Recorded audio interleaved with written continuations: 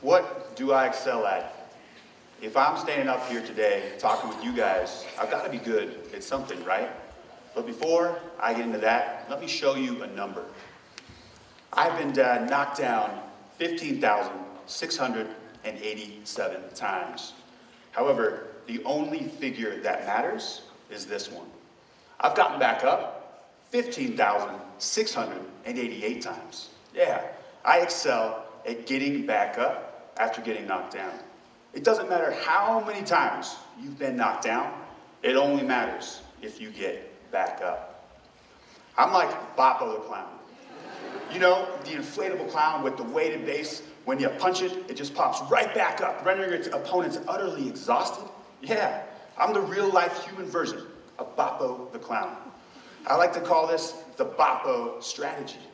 I faced many failures in my lifetime. I've experienced no shortage of challenges, but simply getting back up has gotten me through all of these. So, in 2011, I found myself facing 3 pressing issues. Number 1, I didn't like my job.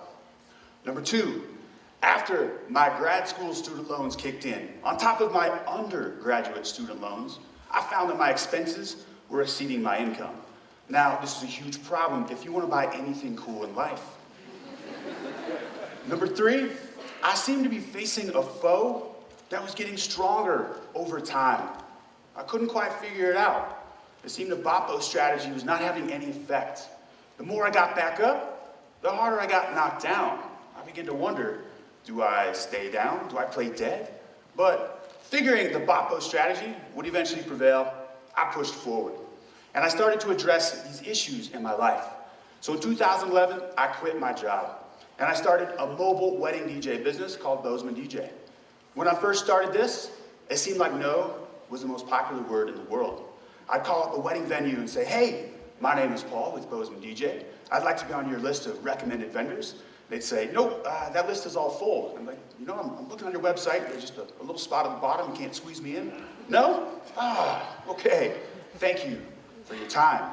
Fast forward to today, we're the largest DJ company in the area, and we're going to do over 150 weddings just this summer alone. In 2012, I started a vending route. I'd walk into a location and say, hey, my name is Paul. I'd love to place a pool table, a dartboard, maybe some other arcade games in your establishment. No? You're all full? I see an empty corner in the spot there. You sure? Oh, well, thank you for your time.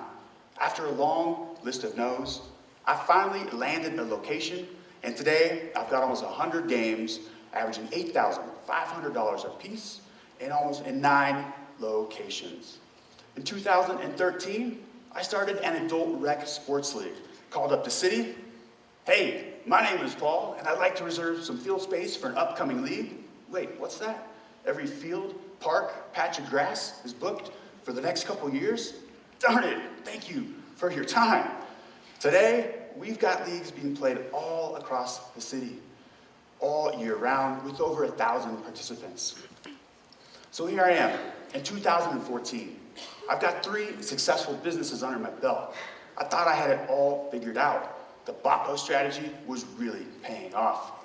However, there was still this foe, this adversary that I couldn't quite figure out. It was like a 10,000-pound gorilla on my back that was adding 50 to 100 pounds per day.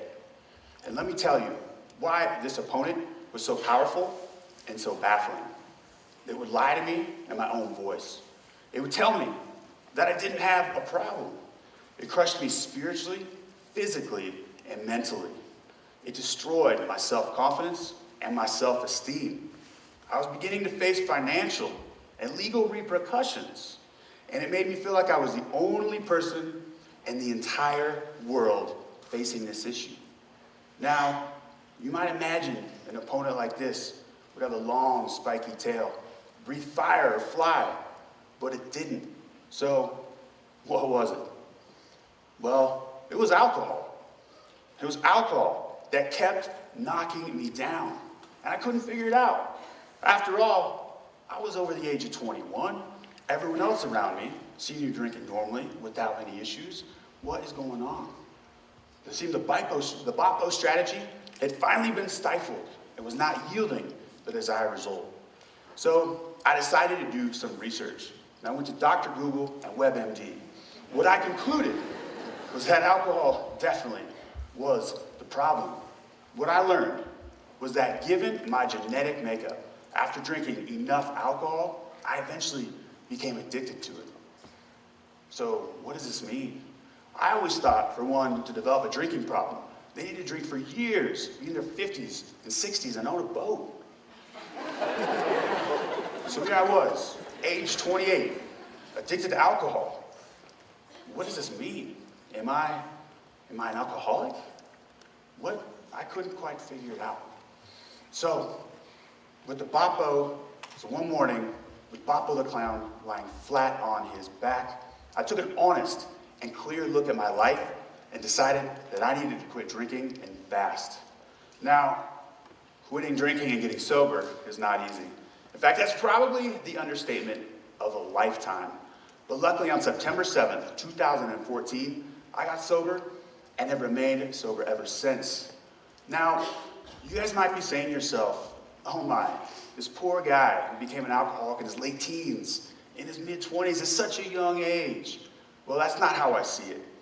According to the World Health Organization, only 1 in 10 get sober and receive the treatment that they need.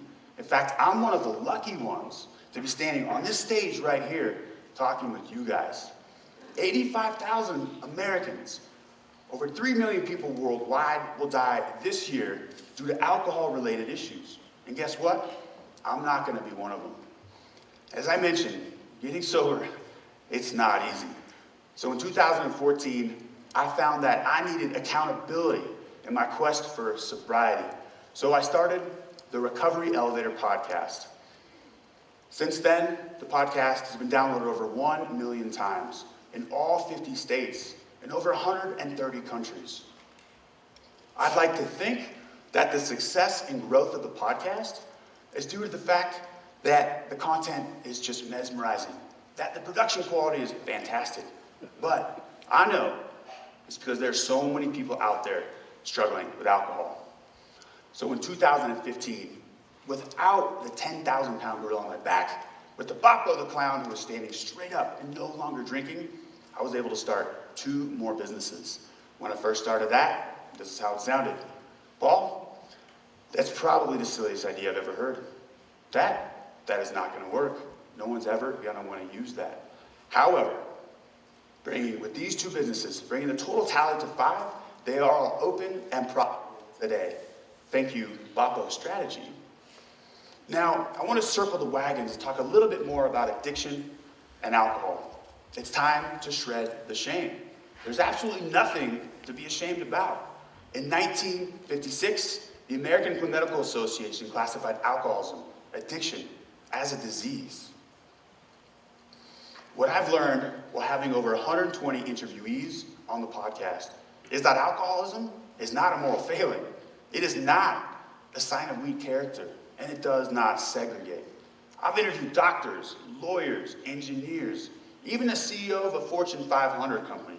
And what I have concluded, after chatting with hundreds who have been successful in sobriety, is the very best way to tackle this issue is through community.